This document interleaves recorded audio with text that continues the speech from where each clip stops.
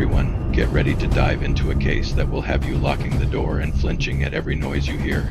This case is one crazy ride. It's February 1st, 2012, Anchorage, Alaska. It's pitch black outside by 8 p.m. because that's what happens when you live at the edge of the freaking Arctic Circle. A little coffee kiosk called Common Grounds sits off Tudor Road, lit by nothing but a flickering sign and the headlights of passing cars. Inside is 18-year-old Samantha Koenig, working the late shift, bundled up in layers against the bitter cold. She's texting her boyfriend.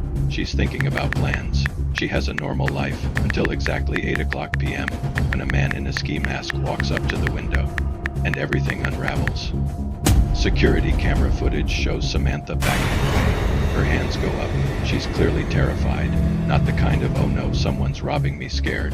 This is different. This is holy shit. I'm not making it home tonight scared. She turns off the lights in the kiosk. The man climbs in through the window. Then they vanish into the night. No car screeches away. No screams. No clue what just happened. And Anchorage PD. Well, let's just say they fumbled this one harder than a toddler trying to play tennis blindfolded. Samantha wasn't a runaway. She wasn't unstable. She wasn't looking for trouble. She was a normal teen. She loved dogs, her family, and horror movies, because, of course, irony is a cruel bitch. She had just gotten into an argument with her boyfriend and texted him something vague and emotional before closing up shop. So naturally, when she didn't come home that night, everyone assumed she was just blowing off steam, except she wasn't. The next morning, her dad reported her missing, but the cops didn't issue an alert. They chalked it up to teenage drama, because apparently, if you're under 25 and have emotions, your life just doesn't matter to some departments. SMH. Meanwhile, Samantha was already dead. A few days later, her boyfriend, the same one who thought she was ghosting him, gets a text from Samantha's phone. It says something along the lines of, "Fuck this shit. I'm leaving town. Need to clear my head," which, okay, suspicious, especially since Samantha didn't have her debit card. He did, and shortly after that text, her debit card starts getting used across the country. One ATM withdrawal in Arizona, another in Texas, the amount, a couple $100s at a time. The camera footage, grainy as hell, but always shows a man in a mask, a hoodie, gloves, basically creep level, mission impossible. Police still aren't putting it all together. They're busy investigating Samantha's boyfriend because apparently that's easier than opening Google Maps and realizing her card is being used 2,000 miles away. Finally, after weeks of absolute confusion, the family receives a package. Inside is a photograph of Samantha, sitting against a wall, eyes open, makeup on, holding a newspaper dated February 13th, proof of life. Attached is a ransom demand, $30,000 deposited into her bank account, and for a moment, hope sparks. Everyone thinks, holy shit, she's alive, except, no, she wasn't, because in that photo, she was already dead. Her killer had sewn her eyelids open, propped her up, and used a hairdryer to make her look alive long enough to snap a picture, so he could demand money from her grieving family. Yes, that level of psychotic, and that, my friends, is when the FBI finally stopped fucking around. That ransom message, that photo, those ATM withdrawals, they'd all lead to one man, a man with a murder kit buried in the desert, a man who crisscrossed the US with body bags in his trunk, a man who killed just for the hell of it, no pattern, no motive, no mercy. Next up, we meet Israel Keys. March 13th, 2012. It's been just over a month since Samantha Koenig disappeared, and the FBI is finally doing something useful. They've been tracing the pattern of ATM withdrawals across the Southwest, watching as someone plays an elaborate game of cat and mouse with Samantha's debit card. The final mistake. The masked man tries to withdraw cash in Lufkin, Texas, and local police actually do their job. They spot the white Ford Focus linked to the withdrawals. They follow it. They pull him over inside the car. Samantha's debit card, her cell phone, a disguise kit with wigs, masks, and a gun, and a man who looked like your average dad, Israel Keys. Just a dude, quiet, polite, suburban camouflage with serial killer mindset. He's taken in for questioning. At first he plays dumb, but when the FBI drops the receipts, the card, the photo, the surveillance, he cracks, and this is when shit gets real. Born in 1978, Israel Keys grew up in a survivalist, off-the-grid, doomsday-style family in rural Utah and Washington. Think Little House on the Prairie, but if Charles Ingalls stockpiled ammo and believed the government was run by lizard people.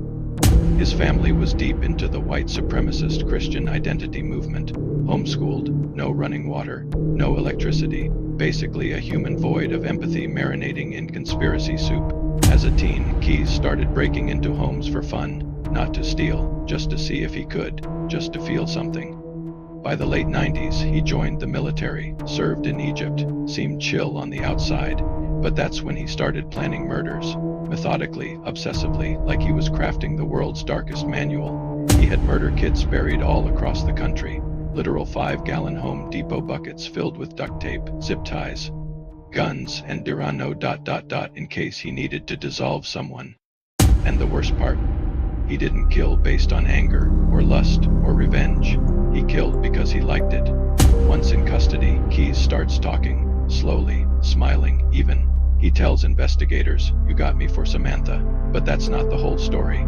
He says he's been doing this for years, flying across the country, renting cars, picking random people to kill, then vanishing. The FBI is stunned. They've caught a ghost, someone with no pattern, no ties to victims, no messy trails. Keyes lays out his rules: never kill close to home, never target people you know, never leave a digital trace. Always fly into one state, rent a car, drive thousands of miles, and kill in a completely different one. Always bury a kill kit first. The dude was the Zodiac meets Jason Bourne meets your creepy uncle who smells like gasoline. Keyes was a serial killer unicorn. No victim profile, no geographic cluster, no motive, just chaos and compulsion. He used cash only, burned phones, didn't use credit cards, didn't own a smartphone, didn't talk to strangers. He once told the FBI, "If I hadn't been caught in Texas, you wouldn't have found me, ever." He wasn't wrong. His kills weren't crimes of passion. They were projects executed with Navy-level discipline. Each trip was planned out months in advance, complete with backup plans and escape routes. Keyes confessed that he abducted Samantha. At gunpoint, tied her up in his truck and brought her home. Yes, his home, where his girlfriend and daughter were away on vacation. He held her hostage in his shed for nearly 12 hours, listening to music, making coffee, acting like it was a regular-ass Tuesday. Then he assaulted her, killed her, left her body in a freezer while he flew to New Orleans for a pre-booked Caribbean cruise with his family. Let that sink in. This man murdered someone, refrigerated the body, and then went to sip pina coladas on a fucking Carnival cruise like nothing happened. When he got back, he thawed her out, applied makeup, braided her hair, and took the infamous ransom photo, with her eyelids sewn open to make it look like she was still alive. Then he demanded money from the family and used it to fund a cross-country road trip. Israel Keyes wasn't just a monster. He was meticulous, detached, and fully aware of how evil he was. He even told investigators, "I like to kill. I do it because I enjoy it." But here's where it gets even worse. Samantha wasn't his first. She wasn't his last. She was just the one who got him caught. Now we unravel the entire twisted timeline of Israel Keyes' suspected murders, and how many bodies might be out there still buried, never found. After his arrest, Israel Keyes started dropping breadcrumbs, but not in a helpful way, in a "I like knowing things you don't" kind of way. He told the FBI he'd killed at least 11 people, possibly more. Then he drew a map, a literal murder roadmap. He marked 12 red dots across the United States and said, "Each of those is a victim," then refused to say who. He also claimed he destroyed all the evidence, burned it, buried it, deleted it, so the only records were in his own twisted head. Investigators had to piece things together based on travel records, bank activity, and when murder kits went missing. Here's the horrifying timeline: 1996 to 2000, the first kill. Keyes hinted that his first kill happened between 1996 and 1998, before he joined the military. He said it was a woman, possibly while he lived in Oregon or Washington. He refused to name her, just said it was a random girl who was out hiking. The FBI believes she may have been an unidentified Jane Doe from rural Washington, but nothing's been confirmed, and this was just the beginning. 2001 to 2005, training and planning. After his military service, Keyes spent years perfecting his craft. He traveled constantly, for business he claimed, but it was more like murder tourism. He would scout locations, bury kill kits in remote areas, test how long he could go without being noticed. This was his version of planning a vacation. but instead of snorkeling, he planned homicides. 2006. The Couriers, a buried horror in Vermont. One of the few victims we can confirm. Bill and Lorraine Courier of Essex, Vermont, June 2011. Keyes flew from Chicago to Vermont, picked up a rental car, and drove to Essex, where, years earlier, he had buried a kill kit behind an abandoned farmhouse. He had no idea who his victims would be. He just picked the Courier house at random because it had no kids and an attached garage. He broke in, tied them up, took them to the farmhouse, and killed both of them. Lorraine tried to run. He tackled her, beat her, assaulted her, then strangled her with a rope from the kit. He buried their bodies in the basement, a basement that was later demolished before investigators knew to search it. This man murdered a couple and hid their bodies in a literal construction site, and it worked. 2007 to 2011. The cross-country kill tour Keyes went full nomad mode. He took dozens of trips during these years, often without any real explanation, some chilling confirmed trips. 2007 Washington State, possible murder. He hinted at burying someone in the woods outside Olympia. 2009 New York and Vermont. Another kill kit was dug up in Tupper Lake. He claimed he used it, but refused to say on who. 2010 Alaska. Keyes admitted to killing someone near Anchorage before Samantha Koenig, but gave no details. 2011 Texas. Another kit location. Investigators suspect another body. 2011 Indiana and Ohio. He drove through both and stayed in motels near missing persons cases. Just saying. By this point, the FBI had realized they weren't dealing with a local killer. They were chasing a human virus, someone who could vanish into a Walmart crowd in any state, do something unspeakable, and leave no trace. 2012. The final mistake. Samantha Koenig. You already know how this ends. Samantha was the one that got him caught, but she was also the only victim whose body was recovered. That's because Keyes didn't follow his rules. He stayed too close to home, used the victim's ATM card, left a digital trail. It was sloppy, emotional, reckless, and that made the FBI ask, was he starting to spiral? Keyes wasn't impulsive. He was calculated. He studied other killers. He idolized Ted Bundy but mocked others like BTK for getting caught. He believed in being completely detached, almost robotic until the Samantha case, or something slipped. He told investigators he liked strangulation because it took longer and let him watch them go. Then he'd smoke a cigar, drink a glass of wine, and fly back to his day job as a construction contractor and family man. Imagine being that evil. And still worrying about what time you clock in on Monday. Keyes said the number was at least 11, but possibly closer to 20 or more. He burned their IDs, dissolved bodies with Drano, and buried remains in remote forests. Some bodies, he claimed, were dropped in lakes never to be found. The FBI tied him to. The Couriers confirmed. Samantha Koenig confirmed. At least 5 to 7 kill kits that had been dug up matching travel data with multiple unsolved cases, but there are still 12 red dots on that map, unmatched, unknown.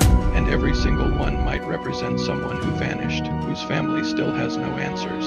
Israel Keyes was one of the most methodical serial killers in American history, and yet his reign of terror ended with a dumb mistake in a Home Depot parking lot.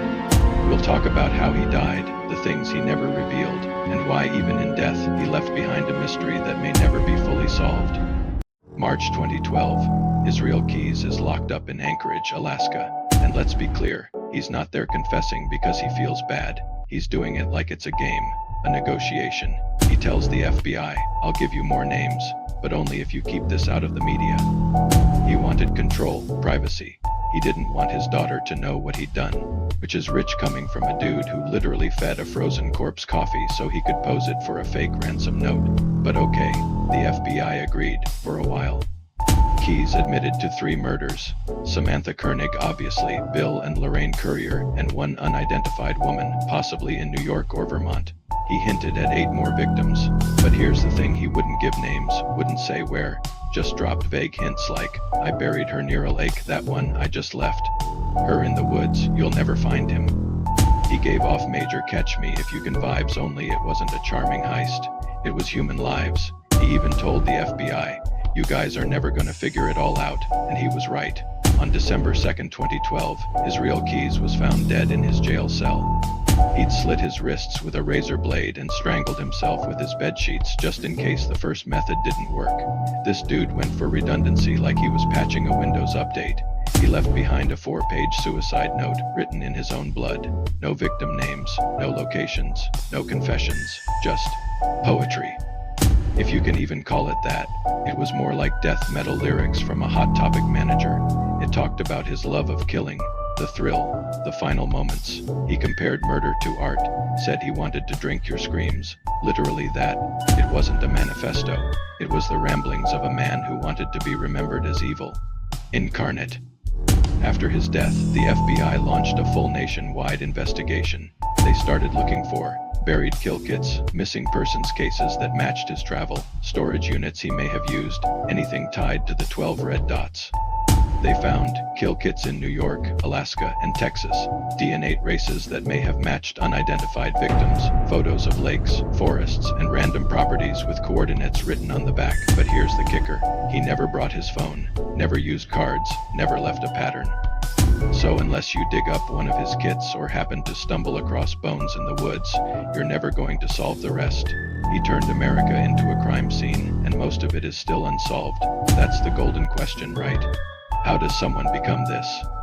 Some theories: childhood abuse, born into an extremist Christian cult, homeschooled in isolation, surrounded by white supremacists. Early obsession: he admitted to killing animals as a kid and loving it. Classic red flag starter pack: power and control. He thrived on getting away with it. The traveling, the anonymity, the planning it was a high for him. He was the serial killer equivalent of a minimalist. No messy trophies, no signature, just clean, cold, quiet murder. He didn't want to be famous. He wanted to be unknown, untraceable, a ghost. There are still major mysteries in the Israel Keys case. Who were the other victims? The 8+ he admitted to. Where are they? Who were they? The families are still waiting. Where are the rest of the kill kits? The FBI believes there are at least 4 or 5 more out there, maybe more. Was his daughter ever in danger?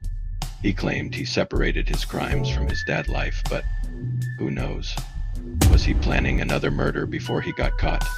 Oh yeah, 100%. He had a ticket booked to Texas. Another kid was nearby. He had a target. He was ready.